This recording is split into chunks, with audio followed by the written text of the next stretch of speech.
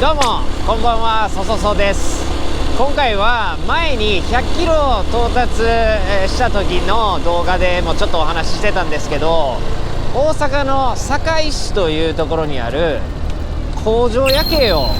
見に行こうかなと思って、今夜の道をこうスーパーカブ走らせています。めちゃくちゃ綺麗な工場夜景が堺にあるということで、ただいまの時刻は夜の7時ぐらいなんですけど、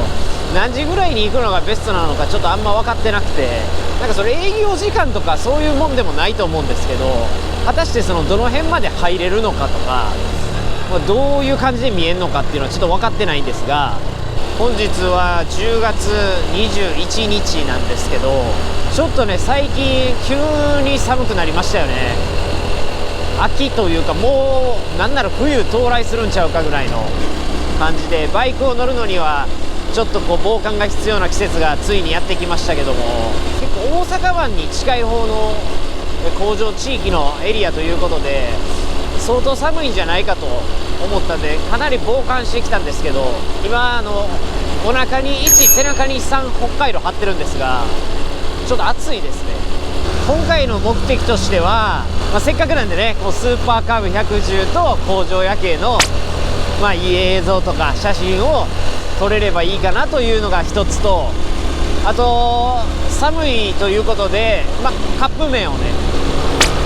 ちょっとすすりたいなと思って、一応水筒にお湯を入れて持ってきております。この2つのミッションをぜひクリアできるようにちょっと頑張ります。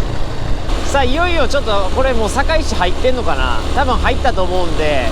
もう間もなく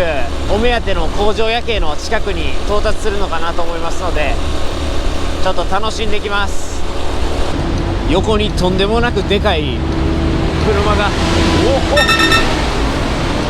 すごいレッカー車が、これを右に曲がればあるという噂なんですけど、かなりもうザ工場地帯っていう感じですね。大型のトラックとレッカーと、すごいな。この先にあんのかな。これか。かっこいい。なんかファイナルファンタジーの世界、 FF の世界や。かっけー。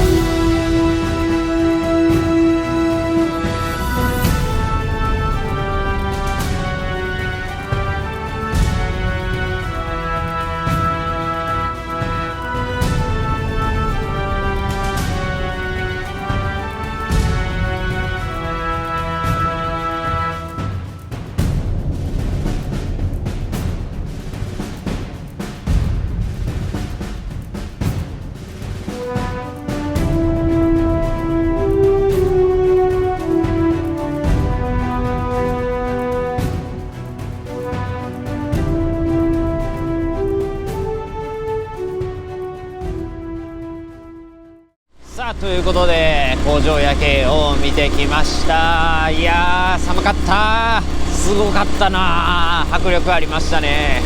ただ僕の予想ではもうちょっと工場夜景見に来てる人おんのかなと思ったら誰一人いませんでしたね。すごい寂しくて怖かったですけど、一眼レフで撮ったらすごいかっこいい綺麗な写真も撮れました。まあ満足しました。